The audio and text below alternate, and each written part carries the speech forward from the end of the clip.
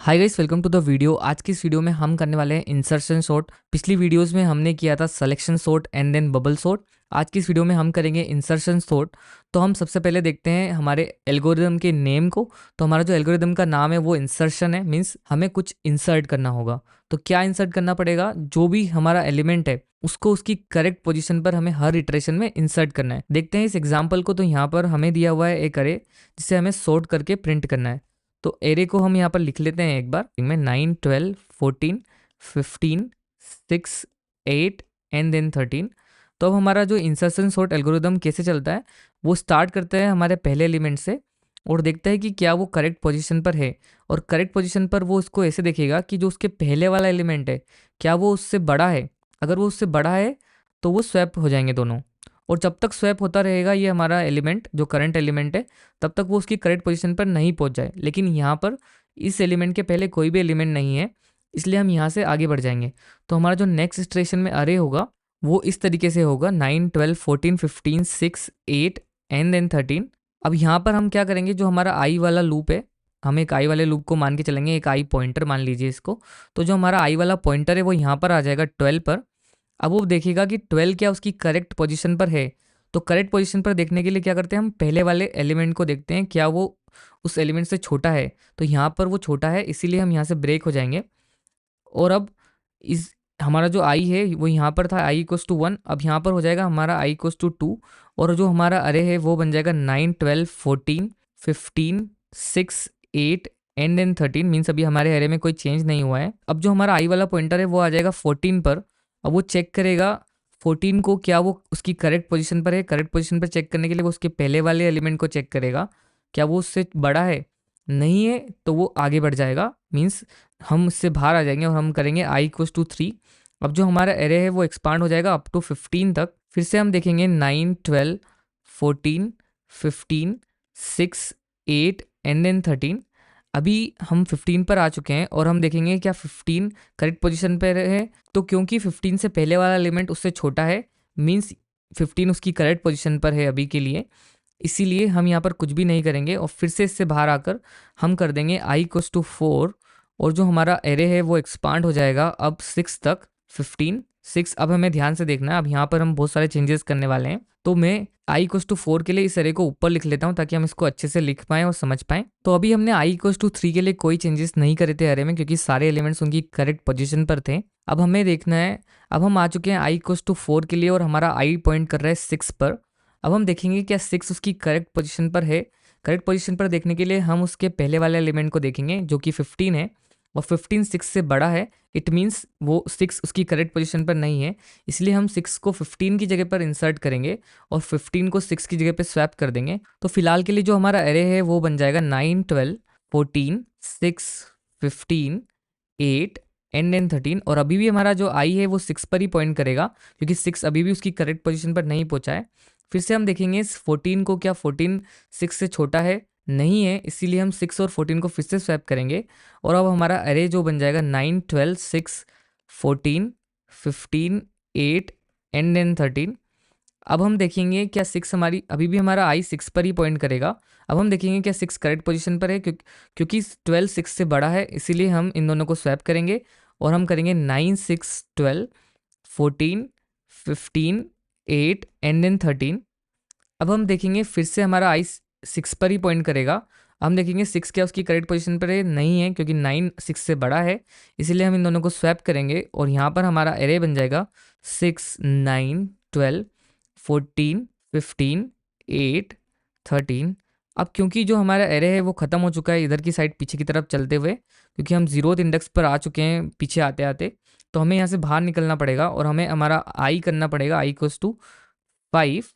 और आई equals to 5 करने के लिए हमें इस जे वाले लूप से, जो हमारा इनर लूप होगा, उससे बाहर आना पड़ेगा। तो हम आई इक्वस टू 5 के लिए इस एरे को फिर से ऊपर लिखेंगे ताकि हम इसे क्लियरली थोड़ा सा विजुअलाइज कर पाएँ। तो क्योंकि अब हमारा आई इक्वस टू 5 हो चुका है, तो हमारा जो पॉइंटर है वो अभी पॉइंट कर रहा था आई इक्वस टू 4 पर, मीन्स 0, 1, 2, 3, 4। अब हमारा आई हो जाएगा 5 पर, मीन्स 8 के ऊपर पॉइंट करेगा। अब हम देखेंगे कि क्या 8 उसकी करेक्ट पोजीशन पर है? नहीं है, क्योंकि 15 8 से बड़ा है, इसलिए हम यहाँ पर स्वैप करेंगे। अभी आई इक्वस टू 5 ही रहेगा, 6, 9, 12 और यहाँ पर हम करेंगे 14, 8 एंड देन 15 एंड लास्ट में हो जाएगा 13। और हमारा आई अभी 8 पर ही पॉइंट करेगा और देखेंगे क्या 8 और 14 उनकी करेक्ट पोजीशन पर है, क्या 8 उसकी करेक्ट पोजीशन पर है? तो नहीं है, क्योंकि 14 8 से बड़ा है, इसीलिए हम फिर से स्वैप करेंगे। हम करेंगे 6 9 12 8 14 15 एंड देन लास्ट में होगा 13। फिर से 8 और 12 को देखेंगे तो वो 8 अभी करेक्ट पोजीशन पर नहीं है, इसलिए फिर से स्वैप होगा। फिर हमारा एरे हो जाएगा 6 9 8 12 14 15 एंड देन 13। फिर से 8 को देखेंगे तो 8 अभी भी उसकी करेक्ट पोजीशन पर नहीं है, इसलिए 8 को फिर से 9 की जगह पे इंसर्ट करेंगे। तो हमारा एरे बन जाएगा 6 8 9 12 14 15 एंड देन 13। अब हम देखेंगे फिर से हमारे 8 को क्या 6 उससे छोटा है? तो 6 उससे छोटा है, इसीलिए हम यहाँ से बाहर आ जाएंगे। और अब हमारा आई हो जाएगा आई इक्वल्स टू 6। तो इस एरे को हम आई इक्वल्स टू 6 के लिए फिर से ऊपर लिखेंगे। तो अब हमारा आई हो जाएगा आई इक्वल्स टू 6। तो आई इक्वल्स टू 6 के लिए हमारा जो आई है वो अब पॉइंट करेगा 13 पर। अब हम देखेंगे 13 क्या उसकी करेक्ट पोजीशन पर है? नहीं है, क्योंकि 15 13 से बड़ा है, इसलिए यहाँ पर अब फिर से स्वैप करेंगे। अब हमारा एरे बन जाएगा 6 8 9 12 14 13 एंड देन लास्ट में हो जाएगा 15। अब हम फिर से 13 को देखेंगे क्या उसकी करेक्ट पोजीशन पर नहीं है, तो हम 13 को फिर से उसकी करेक्ट पोजीशन पर इंसर्ट करेंगे, मीन्स 14 की जगह पे रिप्लेस करेंगे। तो अब हमारा एरे बन जाएगा 6 8 9 12 13 14 एंड देन 15। अब हम देखेंगे 13 से पहले वाला एलिमेंट क्या उससे छोटा है? तो हाँ, वो छोटा है, इसीलिए हम यहाँ से बाहर आ जाएंगे। और अब हम देखेंगे क्या हमारा आई एरे की लेंथ -1 तक हो गया है, mean I less then n हो गया है। तो हाँ, हो गया है, इसलिए हम आई से भी बाहर आ जाएंगे और जो हमारा सॉर्टेड अरे है, फाइनल सॉर्टेड अरे, वो ये हो जाएगा। तो इस तरीके से हमारा जो इंसर्शन सॉर्ट एल्गोरिदम है वो काम करता है। तो आइए अब लिखते हैं इसके सूडो कोड को, ताकि हम इसकी जो मेन कोड है उसको अच्छे से लिख पाएँ। तो आइए अब लिखते हैं इसके सूडो कोड को। तो अभी हमने देखा कि हमें एक आउटर लूप चलाना पड़ेगा आई, जो ट्रैक करेगा एलिमेंट्स को 1 by 1। एंड देन इसके अंदर हम इनर लूप चलाएंगे जो स्वैप करेगा एलिमेंट्स को बेस्ड ऑन 2 कंडीशंस। तो पहली जो कंडीशन होगी वो ये होगी कि जो j-1, मतलब सेकेंड वाला एरे हम उसको j मान सकते हैं, तो j-1 एरे ऑफ जे से छोटा होना चाहिए। अगर छोटा है देन हम स्वैप कर देंगे, अदरवाइज हम पीछे चलेंगे, मीन्स j माइनस माइनस करना पड़ेगा, क्योंकि हमें रिवर्स जाना रहेगा। ठीक है, क्योंकि मान लीजिए हमें 6 को करेक्ट पोजीशन पर इंसर्ट करना था, तो पहले हम देखेंगे j-1 के साथ 15 के साथ क्या वो छोटा है तो हम उसको इंसर्ट कर देंगे एंड देन हम j करेंगे, मीन्स हमारा अब j वापस से यहाँ पर 6 पर पॉइंट करेगा। फिर हम देखेंगे इन दोनों को, तो हम देखेंगे कि j हमारा ग्रेटर देन 0 है, मतलब j जब तक लास्ट तक पहुँच जाएगा तो हमारे पास 2 कंडीशन होगी, एक तो j-1 एरिया ऑफ j से छोटा होना चाहिए एंड j ग्रेटर देन 0 होना चाहिए। तो हम इस दोनों कंडीशन को सेटिस्फाई करने के लिए और हमारे लूप को टाइम पर ब्रेक करने के लिए हम चलाएंगे इनर लूप, हमारा वाइल लूप। और वाइल लूप में हम लिखेंगे कि जो हमारा j है वो ग्रेटर देन 0 होना चाहिए और j को हम वाइल लूप के पहले ही i के बराबर कर देंगे। और फिर हम करेंगे and array of j-1 should be greater than array of j-1 and then only while loop के अंदर हम करेंगे स्वैप और हम करेंगे j को माइनस माइनस, ताकि वो कम होता जाए। और इन दोनों कंडीशंस में से अगर एक कंडीशन भी ट्रू हो जाएगी तो हमारा वाइल लूप ब्रेक हो जाएगा और फिर हम आई वाले लूप में बाहर आ जाएंगे और हमारा आई आगे बढ़ जाएगा। तो इस तरीके से हम इस प्रॉब्लम को सॉल्व करने वाले हैं। तो चलिए लिखते हैं इसके कोड को और फिर से हमारे कोड को हम करेंगे डीबग। तो हम आ चुके हैं हमारे VS कोड पर और यहाँ पर हमें मिला है एक एरे और हमने एक फंक्शन बनाया है सॉर्ट, जो हमारे एरे को सॉर्ट करेगा और रिटर्न करेगा सॉर्टेड अरे को। फिर हमने इस फंक्शन को कॉल कर लॉक कर लिया है ताकि हम उसको प्रिंट कर पाएँ। तो यहाँ पर हम लिखते हैं हमारे कोड को जो अभी हमने डिस्कस किया था।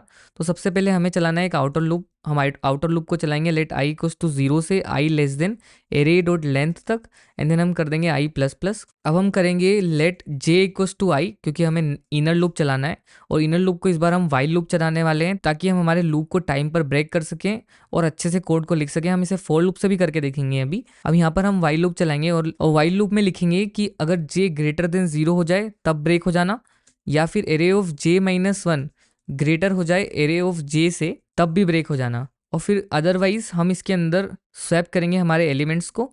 तो हम एक वेरिएबल बनाएंगे const temp equals to array of j-1 और एरे ऑफ j-1 के अंदर हम असाइन कर देंगे एरे ऑफ j को और एरे ऑफ j के अंदर हम असाइन कर देंगे हमारे टेम्प को। तो इस तरीके से जो हमारे एलिमेंट्स है j-1 और j वो स्वैप होते जाएंगे और हम j को कम कर देंगे जब स्वैप हो जाएगा उसके बाद। ताकि हम पीछे की तरफ वापस से जा सकें और हमारा जो करंट एलिमेंट है उसका ट्रैक रख सकें। तो इस तरीके से हमारे जो एलिमेंट्स है वो स्वैप होते जाएंगे अप टू द पॉइंट जब जे ग्रेटर देन 0 हो जाएगा, या फिर जो जे माइनस वन वनथ एलिमेंट है वो जेथ एलिमेंट से बड़ा हो जाएगा। तो इस तरीके से हमारा जो एरे है वो सॉर्ट हो जाएगा। चलिए करते हैं इस कोड को रन। तो देखिए जैसे हमने इस कोड को रन किया तो हमें हमारा जो डिजायर्ड आउटपुट है वो मिल चुका है। तो इस तरीके से हमने हमारी जो प्रॉब्लम है उसे सॉल्व कर लिया है, हमने इसका कोड लिख लिया है। इसको आप फोर लूप में भी लिख कर देख सकते हैं। अगर हम इसको फोर लूप में लिखेंगे तो चलिए देखते हैं कैसे लिखेंगे। तो हम चलाएंगे हमारे जे वाले लूप को, जे को करेंगे आई के इक्वल एंड देन जे को करेंगे ग्रेटर देन इक्वल टू 0 तक होगा तब तक ही चलाएंगे, एंड कर देंगे जे माइनस माइनस। अब यहाँ पर हम कंडीशन लगाएंगे if array of J minus one अगर लेस देन है एरे ऑफ जे से तो हम कर देंगे ब्रेक, अदरवाइज हम करेंगे स्वैप। तो हम करेंगे कॉन्स्टैम्प इक्वल्स टू एरे ऑफ जे, और एरे ऑफ जे के अंदर हम असाइन कर देंगे array of J minus one को, और array of J minus one के अंदर हम असाइन कर देंगे हमारा जो टेम्प है उसको। अब यहाँ पर हम इस कोड को फिर से रन करते हैं। तो देखिए जैसे हमने इस कोड को रन किया तो हमारा जो एरे फिर से सॉर्ट हो चुका है करेक्ट ऑर्डर में। तो इस तरीके से हम इस कोड को फॉर लूप से भी लिख सकते हैं। तो इतना ही था इस वीडियो के लिए। अगर आपको ये वीडियो पसंद आई हो तो प्लीज़ लाइक कर दीजिए, अगर आप चैनल पे नए हो तो सब्सक्राइब कर दीजिए। Thank you so much for watching. मिलते हैं नेक्स्ट वीडियो में, तब तक के लिए बाय बाय।